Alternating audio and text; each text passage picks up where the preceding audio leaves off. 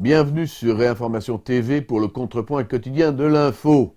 Le meurtre d'une institutrice d'Albi par la mère d'une élève de maternelle dont l'identité a été tenue secrète secoue la classe politique française, alors qu'elle l'a provoqué en détruisant systématiquement l'éducation nationale. François Hollande dénonce un crime abominable, Manuel Valls est saisi d'effroi, Benoît Hamon exprime ses plus vives condoléances.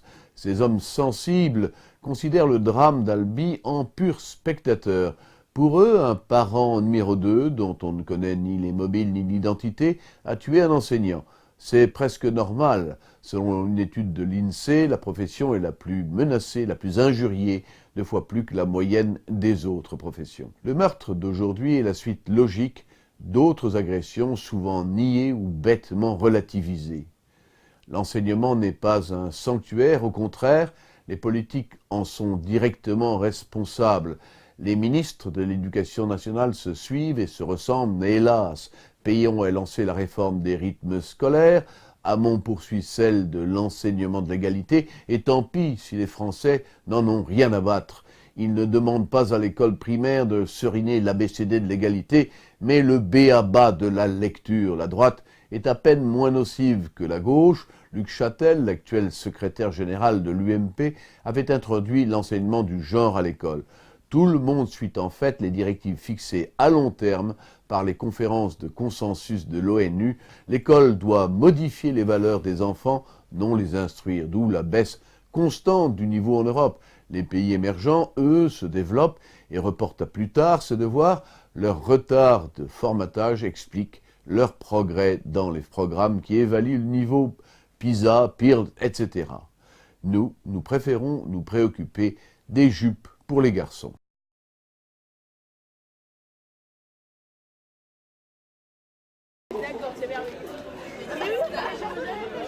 La jupe.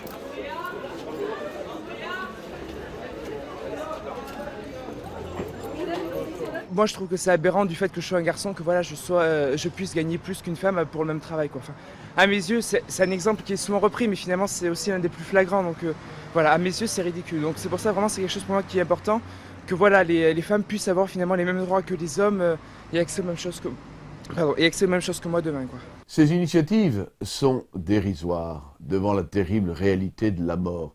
Elles ne font plus rire personne.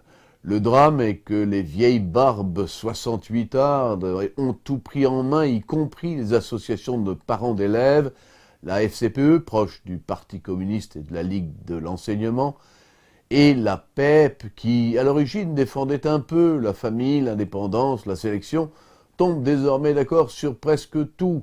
Elle revendique des choses dont le public se moque, par exemple la suppression des devoirs à la maison ou celle des notes, alors que consultés par sondage, les parents d'élèves français se sont prononcés à 94% contre la suppression des notes.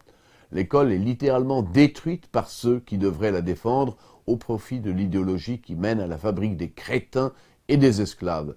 Celui qu'on habitue au rôle de perroquet terrorisé sera demain un mouton bon pour l'égorgement.